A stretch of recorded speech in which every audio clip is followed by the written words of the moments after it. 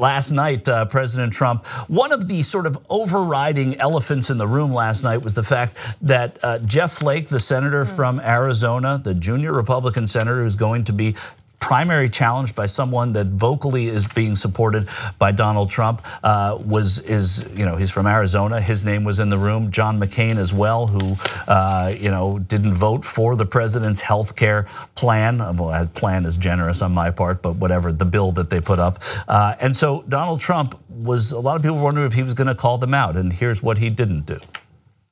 They all said, Mr. President, your speech was so good last night. Please, Mr. President, don't mention any names. So I won't. No, I won't vote. One vote away, I will not mention any names. Very presidential, isn't it? Very presidential. And nobody wants me to talk about your other senator, who's weak on borders, weak on crime. So I won't talk about him. Nobody wants me to talk about him. Nobody knows who the hell he is. And now, see, I haven't mentioned any names. So now everybody's happy. Yeah. That's grade A entertainment right there. Yeah. Okay, so the good news for him is that base loves it. They love it when he ignores the advice of his advisors and counsel. They love it when he attacks people, even if it's fellow Republicans. So those boos for Flake, you're like, boo, Jeff Flake. From a room full of people who almost certainly voted for Jeff Flake. Almost all of them. All of them. And yeah. No question. And by the way, Jeff Flake has voted for 93% of the things that Donald Trump wants. Right. So, and against Obama. But in terms of political strategy, that's a nightmare. So it might be okay for Trump, although that again has its limits. But for the Republican Party overall, this guy's a suicide bomber. He went into the party and he's like, okay, I'm going to destroy McConnell, McCain, Collins, Murkowski, Flake. Now, is it in service of getting anything passed? No, nothing ever gets passed, and it's less likely to get passed now. But Allahu Akbar, right? Yeah. So.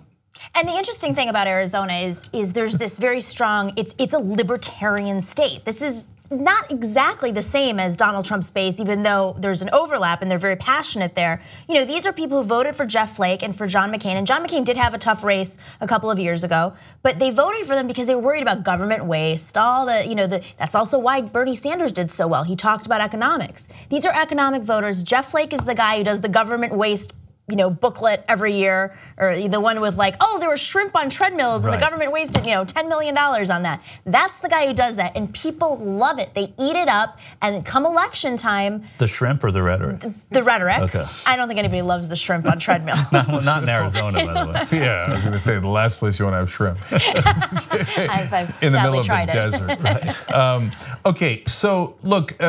The media criticized this speech as unhinged. I don't think so. I think it was as hinged as Trump is. I think it's the same thing that we saw in the campaign. I don't think it was any more unhinged than normal. Yes, he attacked the media over and over. Yes, he lied, but that's Trump 101. So I'm not at all surprised by that. But at the end of the day, was it an effective speech?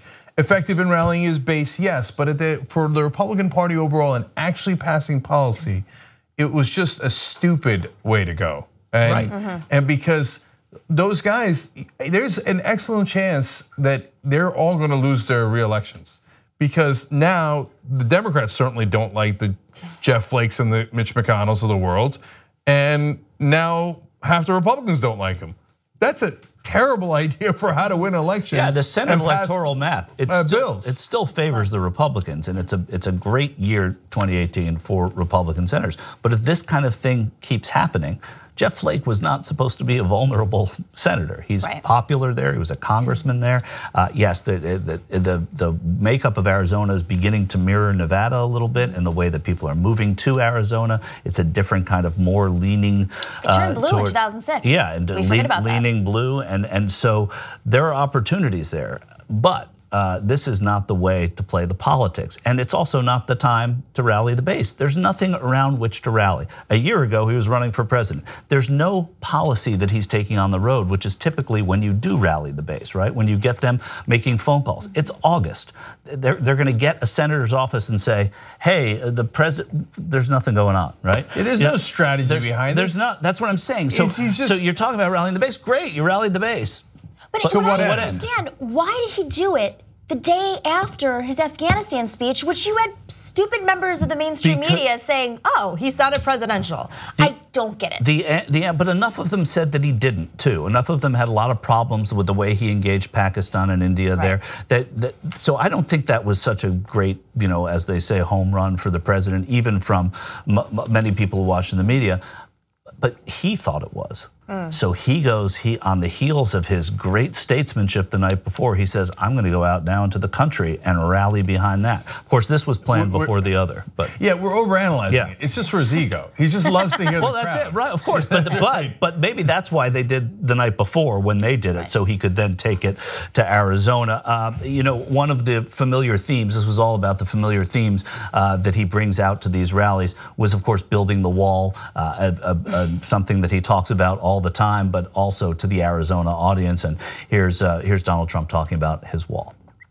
And we are building a wall on the southern border, which is absolutely necessary. Build that wall.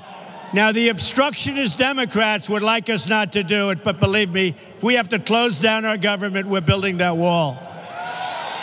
If we have to close down the government, I mean, you can talk about the I do declare people, but they're watching that, and they're the ones in the government right now, and they're being threatened by their president that if we don't build the wall, we're going to shut the government down, which is the least responsible thing.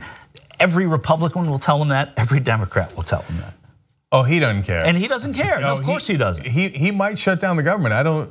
Look, he bluffs a lot, but he might not be bluffing about this because he doesn't understand the consequences. So in order for you to be nervous about a bluff, you have to be cognizant of the fact that you could lose your whole pile. You could lose all your money if you go all in this analogy, right?